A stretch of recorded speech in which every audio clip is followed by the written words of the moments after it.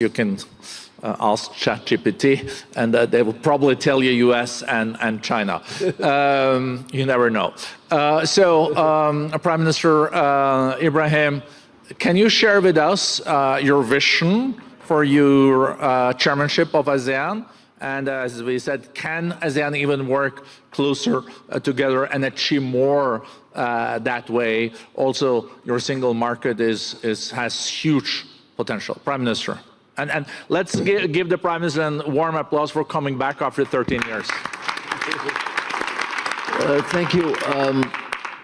May I reiterate this point to suggest that we are fortunate to be in the region, relatively most peaceful and fastest growing economy, very pragmatic policies, but we are able to do that primarily because the relations and the trust among leaders is exemplary. I'm not exaggerating, but I don't find that sort of level of trust and friendship among countries, engaging on all issues, even what is deemed to be rather contentious, in a very frank, friendly manner. So we have built that consensus not to just use this forum, ASEAN, as just for diplomatic and peaceful resolution, which is very critical. I think we have passed that. Even in the more contentious issue like Myanmar, we have that consensus to reach an agreement through a 5-point consensus. We are working towards it. I think Julie will probably highlight that a bit. But then for this year, the understanding or the consensus is to focus first on energy, ASEAN energy grid, alternative technology, energy that covers the whole of former Indochina, Thailand, Malaysia, Singapore, Indonesia, the Philippines, and including the undersea cable from Sarawak. So which means that sort of a more pragmatic way of resolving not only our economic demands because of the huge interest in data centers being placed, because the requirements for water and electricity is now critical. So we have to address that. At the same time, deal with climate issues, notwithstanding what others think or feel. We in ASEAN feel that this is our priority. This is something which is critical for our future. Then second is connectivity, is digital, includes AI. So the region is now focusing on this issue so that there is better understanding between these countries. But again, the fundamentals still remain economy. People say, of course, they are contending forces, competing among ourselves. Not necessarily so, because we share, and I think there's enough of interest into the region, Malaysia and the region generally being attractive. We are more concerned also about the principle of inclusivity. You have to be sustainable, but you have to be inclusive, which means we do not neglect countries. We tend to engage and form a policy that will benefit one another. Because if you do not cater for that, then there will not be peace and tranquility among neighbors, as you have seen in the case of Myanmar. So I think I would end at that, but just by reiterating an earlier point, which is very critical, which many people have in my meetings in Africa, Middle East, and of course Europe and America, people have underestimated that importance of building that sort of trust, of working together, of focusing on these fundamentals. As a trading country, Malaysia, as a trading region, we take that position that we should continue to engage and attract American investors, Europe in a more aggressive manner, China, which is very important as our neighbor, and continue to do so with countries, Australia, India, etc. And I think this is what we call in ASEAN centrality, that we are able to engage and navigate, of course, more precarious. The problem is not our problem, is forced upon us, and we should not be compelled to take position against anyone. David, thank you.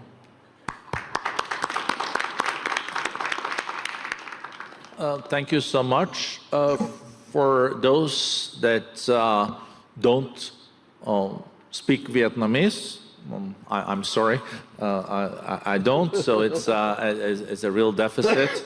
But for those that don't speak Vietnamese, take on your headset to get prepared for the Prime Minister. So we'll give a little bit of time for those that are not fluent in Vietnamese before we turn to the Prime Minister. It's like a good thing to both speak Vietnamese but also know a lot about the country, because it is, in fact, again, last year, the fastest growing of the ASEAN countries. And Prime Minister Pham Minh Chinh has been a real advocate for also the fourth industrial revolution and for taking on a very proactive role in turning into a digital economy. We now have also a center for the fourth industrial revolution for the World Economic Forum in Ho Chi Minh. Thank you for your support there. But are there things that you have done in Vietnam that could also be applicable to strengthen the market for ASEAN, or is this not replicable?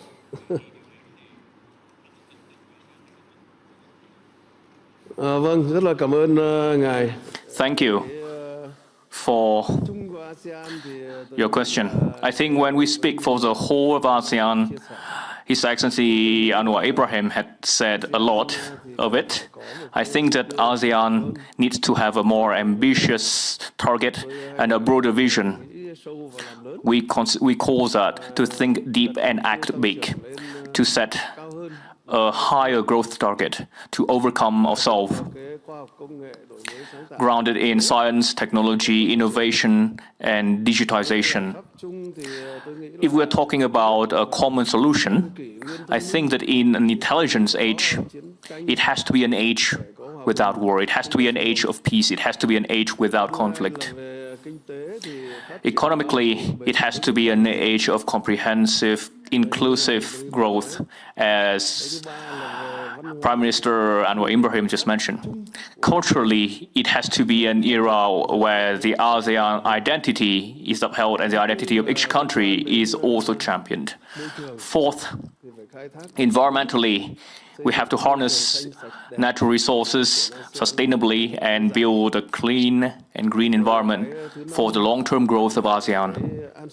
Fifth, in social welfare, it is an age where we leave no one behind. Socially, it ought to be an age of social equality and progress. So this is what I think we hold in common. And I think that answers part of your question. We are focusing right now on science, technology, innovation, and digitization. Most recently, Vietnam issued a resolution to realize this goal. It is, of course, a big challenge. It is, of course, full of adversity, but we have to do it because there's no other choice. In an intelligent age, in an age of intelligence, we cannot grow at a mediocre pace. We have to, at the same time, face many different challenges, and that requires more appropriate reaction. This means through science, technology, innovation, and digitization. Currently, Vietnam is improving its institution for digitalization, and we are putting a lot of active effort into this. Last year, Vietnam issued a number of laws to provide a legal framework and institutional framework for this. This also means building infrastructure for digitization, science, technology, transportation, society, healthcare, and sports at the same time.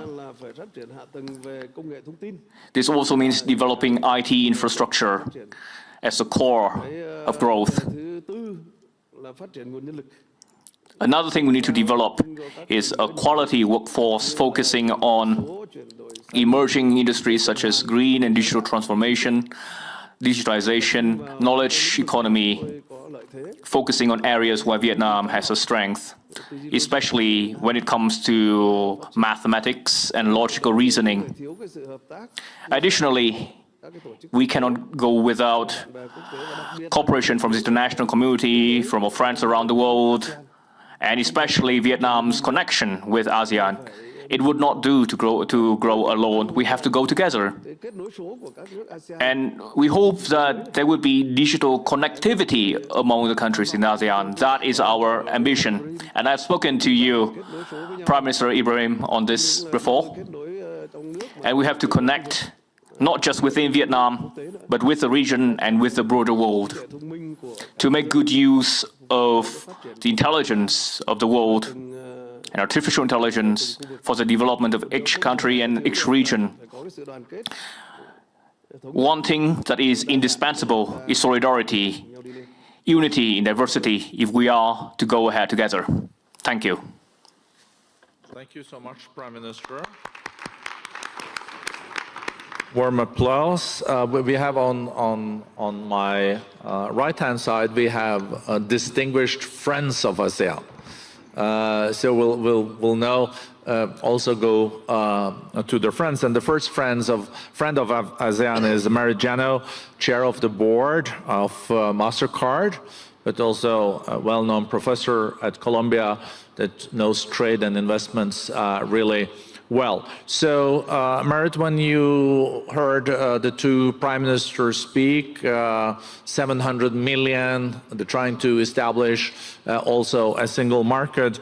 Who do you think, what is the potential for ASEAN in a world where we're seeing a trade and investments being in a bit more fragile state now than it has been in the past, but these are also fast-growing economies. So over to you, Merit. Well, thank you very much. It's a privilege to be part of this this conversation.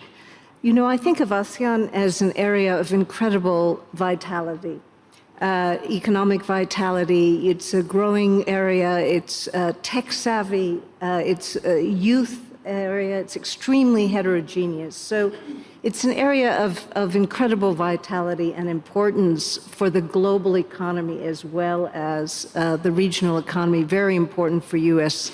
exports. Second, it's an area that has always emphasized since the 60s, open regionalism and economic cooperation. And third, perhaps going to your point, it's an area that has been experimenting for a long time, not only in fostering further integration for markets, for trade, for investment, but also around frameworks. And, you know, in a world where, there's less interest in creating policy frameworks for integration, ASEAN is still experimenting and moving it forward, whether it's in free trade agreements or RCEP, its own regional economic partnership agreement. And I'm really quite impressed with the current negotiations within the region on a digital economic framework agreement, which, if it is concluded, and I know there are ambitious ideas, by their own estimates, will double the potential for the digital economy in the region from 1 to 2 trillion in 2030, and would be the first regional framework on the digital economy. So I think it's pressing on numerous dimensions, and it's really important for regional and global growth. Thank you. So we're now coming to Julie Bishop. I think we all know Julie. She's a very familiar face in the region.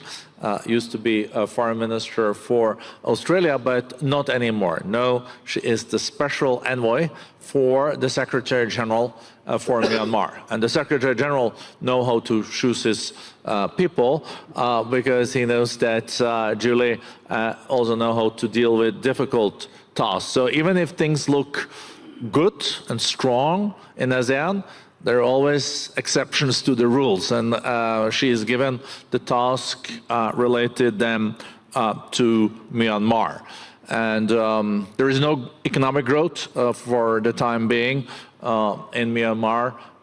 It is a declining economy, but also even more, it also has its very deep and profound humanitarian challenges. So, what is your take on the situation in Myanmar, Julie? It is an ASEAN country, and who can and what is needed for ASEAN to be able to help and restore peace and stability, not only in Myanmar, but also then for the whole region, because Myanmar is an important part of ASEAN. It's so tricky, as I even was sticking to my script, you know. Thank you, Borge and Excellencies. I'm very pleased that the World Economic Forum has seen fit to include references to Myanmar in its conference this year. Myanmar is a member of ASEAN. It is strategically positioned with China, India, Bangladesh, Thailand and Laos as neighbours. It is resource-rich. It has a young, educated population, but it has a very long history of internal conflict.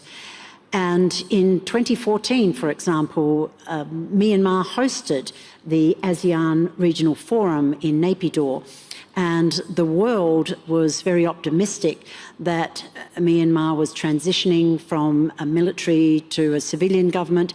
Foreign direct investment flooded in, and we, the international community, expected it to transition into one of those superpowers of ASEAN.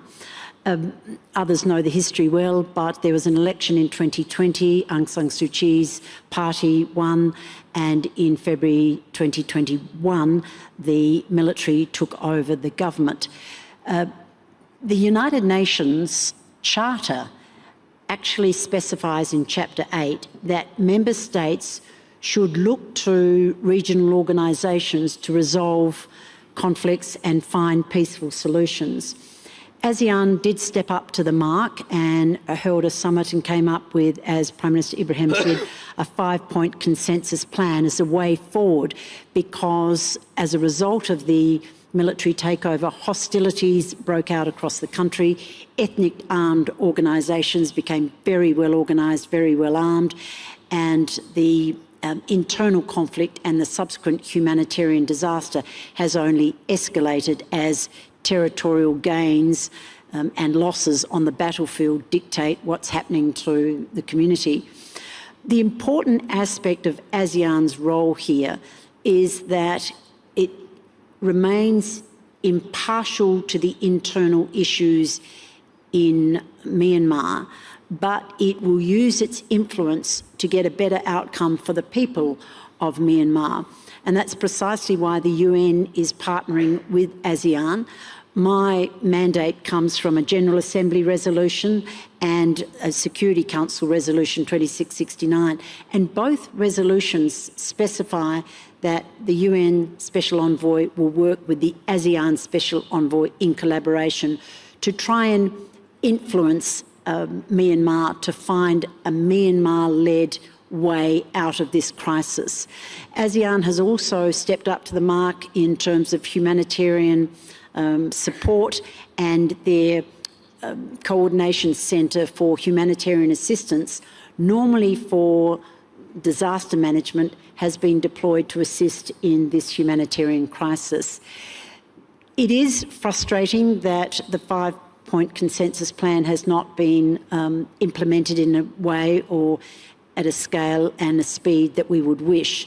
The situation in Myanmar is deteriorating, but I do see a light at the end of the tunnel with Malaysia's chairmanship of ASEAN and their new special envoy, a commitment that we will work together, and an understanding of all of the voices in Myanmar that the humanitarian situation has gone on far too long. The violence and fighting must stop. The transnational crime that's flourishing in the vacuum must be brought under control, and that only ASEAN and the United Nations and well-meaning neighbours will be able to influence that outcome. Our Secretary-General used a phrase today, Borga, when you were interviewing him, and I think I should leave it with this. Maybe we do need more robust diplomacy in terms of bringing an outcome that is in the interests of the people of Myanmar. I think together, ASEAN and the UN can be the bridge builder, can be the messengers of peace that is so sorely needed in Myanmar. And I fervently hope that it will be able to return as a fully functioning member of ASEAN, the region, and indeed the global community. Thank you. We'll open up for possibilities to comment on that later, but I'm so pleased to have Mohamed Yunus, Professor Yunus, now the one in charge in Bangladesh.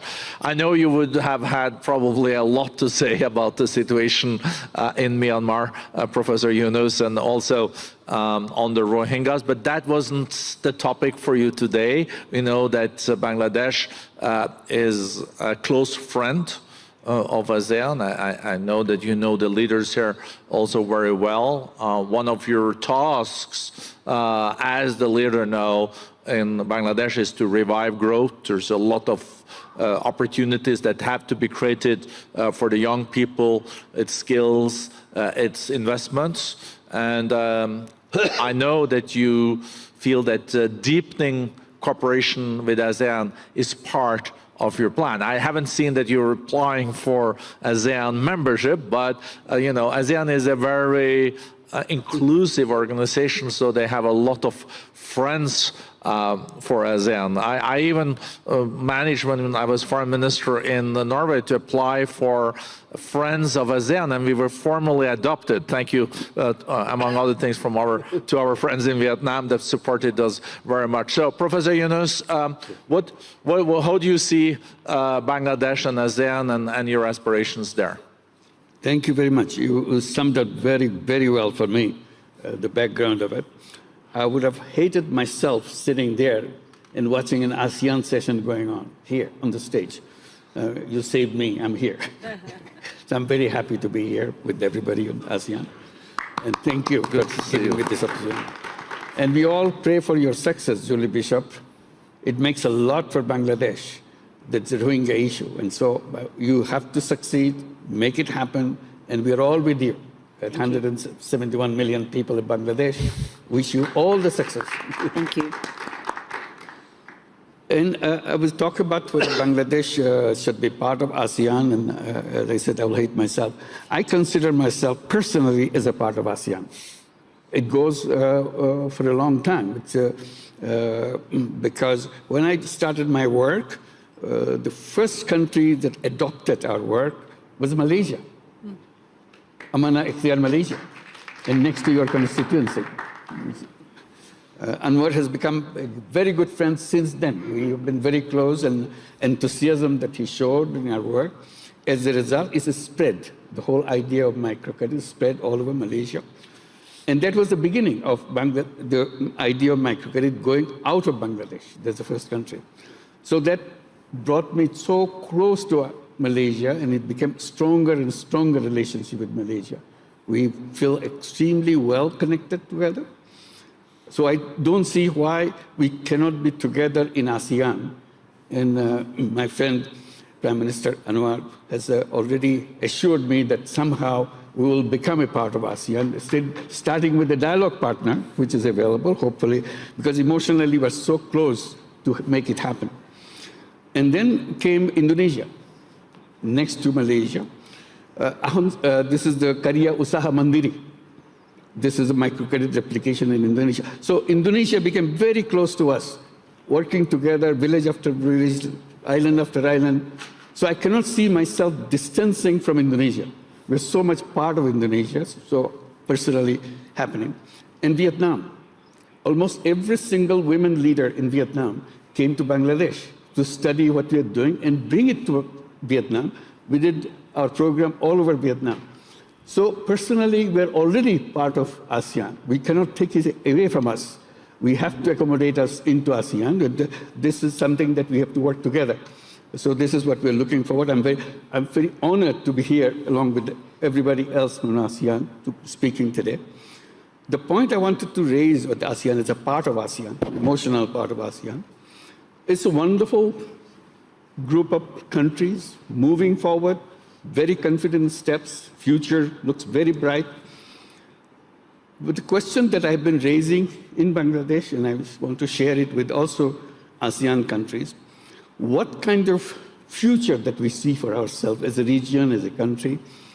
Do we follow the same footsteps that the West has done as a success and same development paradigm that we have learned? And I'm always saying, no, that's not the way we should do. We should create our own way of what we see as a development, as a future of our countries, and so on. One of the things we said, all the issues and definitions and the concepts that we have adopted from the Western way of looking at it, can be redesigned.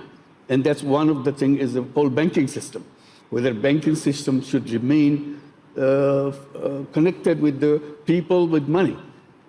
Can it be redesigned to bring it to people who don't have money, starting with that? And that's what the changes in the microcredit came as a change for that, addressing that, challenging the whole banking system. Banking system has to be redesigned. And that led to us another issue which we want to share with ASEAN. As a part of ASEAN, we will have to work together to make a different kind of society that we have right now, following the same kind of old footsteps that we do.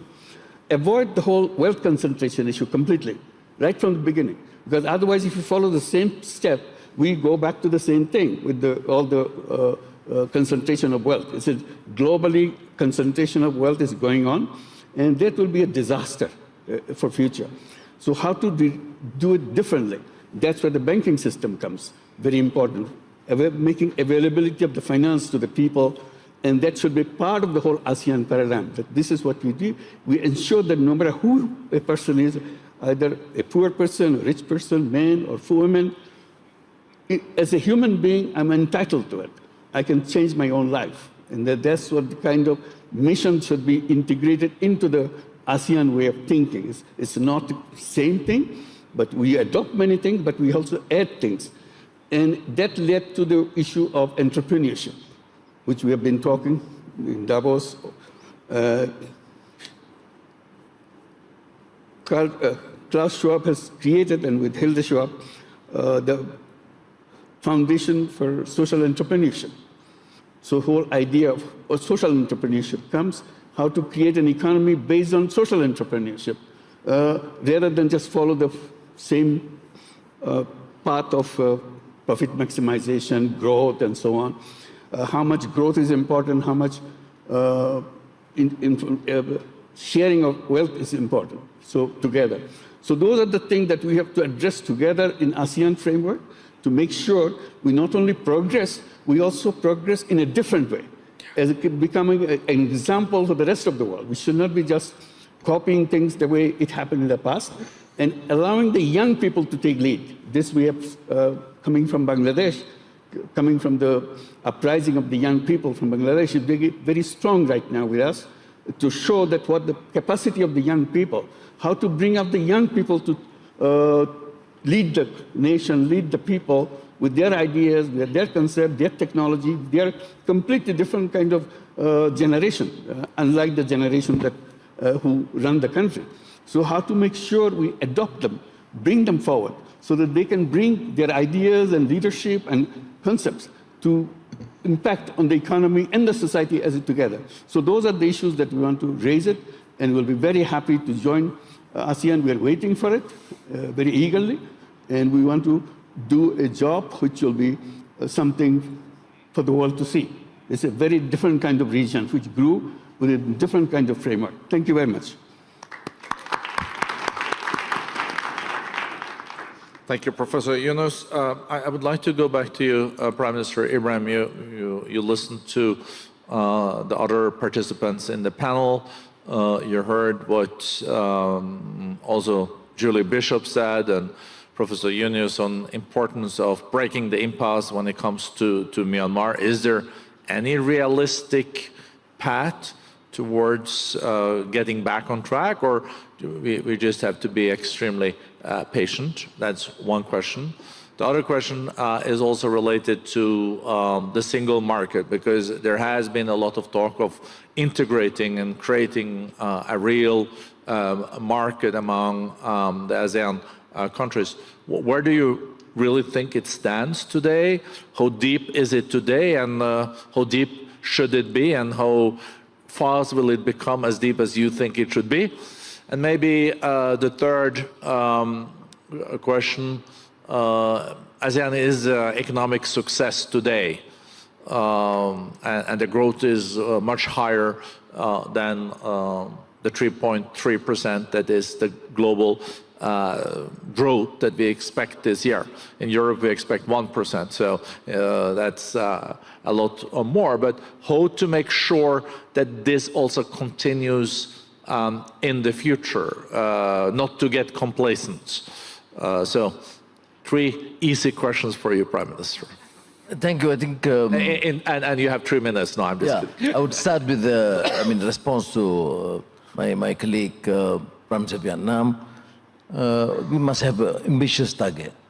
It's not just going through the same process which we have been successful at in ASEAN, but I think ambitious. That's why we bring in new issues, AI, digital, and to make sure that it is inclusive. So I think that relates to the Yunus' question about how do we foresee the future, and also are we stuck to the present set of policies imposed by others? No, not necessarily. We have asked for the reform of multilateral institutions, but more so we have to set in a case, because most of our countries now look at sustainability in a different light. Of course, climate concern for the excesses in protecting our environment, but what is important, as referred to, is sustainability in a sense that we cater for issue of values. And that's, of course, totally different from what others think. Values and issue of justice, of issue of correcting the imbalance. And most countries have that sort of a mantra now, and introduce policies that would ensure that not the small coterie of oligarchs and cronies amass wealth at the expense of the vast majority. Now back to Myanmar. Myanmar, I mean, of course, thank Julie Bishop for this. We are progressing cautiously. I mean, the first positive indication in the last few months is the preparedness to engage. And I assured them through colleagues and our agencies, particularly intelligence agencies, we're not here to impose. The system governance, even within ASEAN, a bit different. Malaysia or Singapore or Vietnam, Laos, they're quite different, you see. As long as they're representative, some sort of a participatory democracy, we are not imposing. The critical point is peace must be secured. And you must not be deemed to continue these discriminatory practices, or even what was deemed to be violence to be perpetrated against minorities or any groups. So the positive side is that there has been a low-key, low-level engagement amongst the influential, intelligence authorities to set the parameters to make sure that it's also inclusive. Because delaying means sufferings for many people, including refugees in Bangladesh, and even in Malaysia, 200,000 refugees from Myanmar, Rohingyas. This is totally atrocious to continue, to allow this to continue. So the Myanmar authority understand that we have to take a strong position, because the failures of governance in Myanmar are impacting our peace and security. So I am cautiously optimistic. Of course, we will coordinate with the UN on this, but ASEAN will continue to discuss this. We have agreed even to allow for countries, particularly Thailand, allow neighbors to engage at a different level, and we coordinate well. I am, again, cautiously optimistic. This has been going on for the last many decades. It's not as contentious or rancorous as in Gaza or Ukraine, but it is still problematic. It's been going on for too long. We talk about constructive engagement. I've been very cynical in the past. Some of us, my colleagues, we're talking about constructive engagement. What they did was to have construction projects, no constructive engagement. So we have to make sure that the parameters are set right. Don't impose, let them have their say, engage with them, and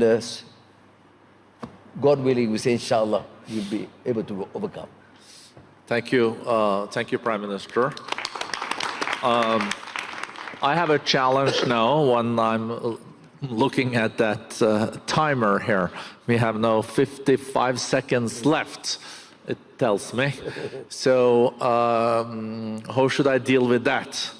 We can either now close a very successful panel, or we could give 1 minute each to the panelists to close it. So maybe we'll do that. We'll start with Prime Minister of Vietnam. Maybe if the others do accept, we give Prime Minister a couple of minutes, and then we'll because he's also a full member of the ASEAN. So Prime Minister, then we go to Julie Bishop, and then we go to the last panelist. So Prime Minister.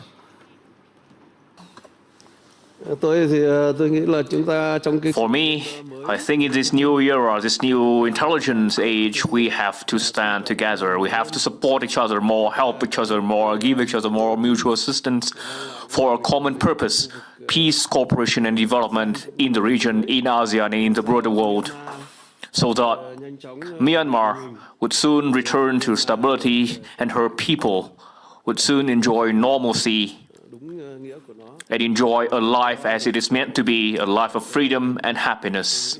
I think that goes for Myanmar. Thank you. Thank you. Thank you. I think you got a lot of support for your job as the UN envoy here, Julie.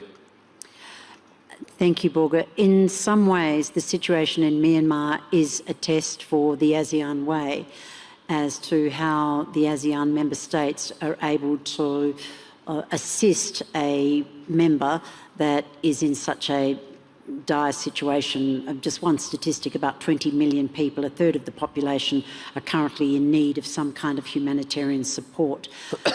But the ASEAN way is one of consensus, is one of influencing, is one of dialogue, and one of diplomacy.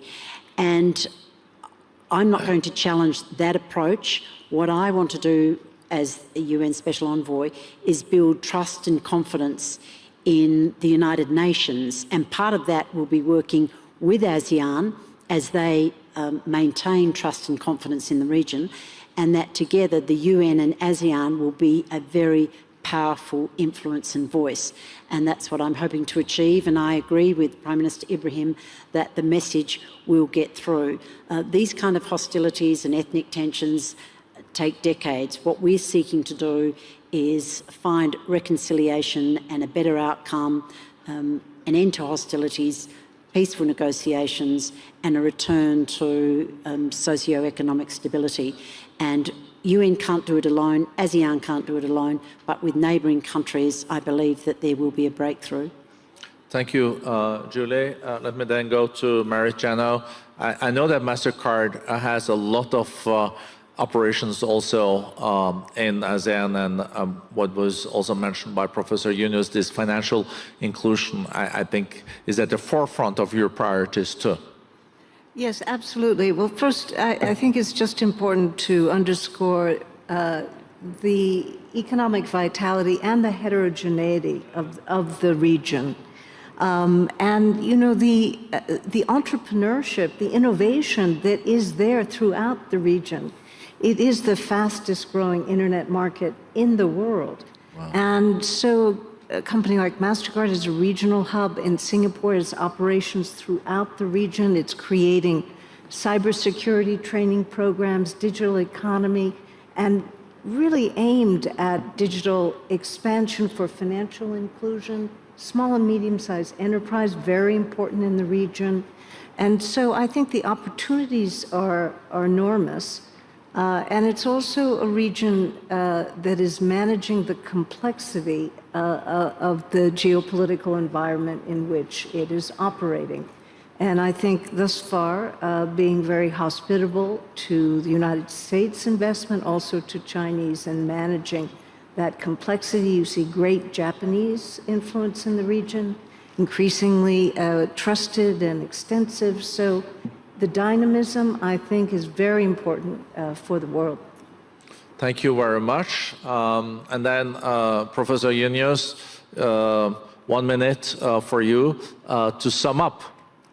Well, I feel very confident that the success of this ASEAN region group is guaranteed. It's only a question of how you design it so that you don't repeat the mistakes others have done. So there's a society which is equalitarian society, and we share the wealth and so on, continue, new concepts are followed, design things for young people to bring them to the front line so that they can create the new vision of their own countries. And as a region, they can move forward into that. So this is what I see an opportunity for them, and they're very creative as a region. This is creativity and entrepreneurship is built into the society. So we should not go away from that and follow this job-oriented society that we have to have a job and continue with the job. I think the whole thing will be entrepreneurship-oriented society. The young people grow up to make sure that he or she can participate in the economy on her own, on his own. And that's where the financial system has to be redesigned in a way it serves a purpose.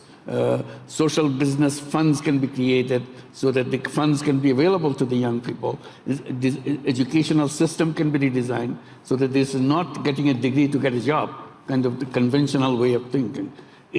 We go to the university, we go to the educational institution to prepare ourselves to become entrepreneur, become creative person, which we are. Simply, we kind of sharpen the creativity. Education gives us the knowledge and gives us the opportunity to make sure we come out as an individual creative person and contribute to the society. It's not for personal gain all the time. Personal gain is one part, and the social gain. So each one growing up, not just one-dimensional person which pursue the life just for his or her own personal achievements. So it'll be something part for yourself and part for the community, society that you belong to, so that that society becomes better society after what you have done. Thank you. Thank you. Thank you for those wonderful words at the end. Thank you so much to this great panel.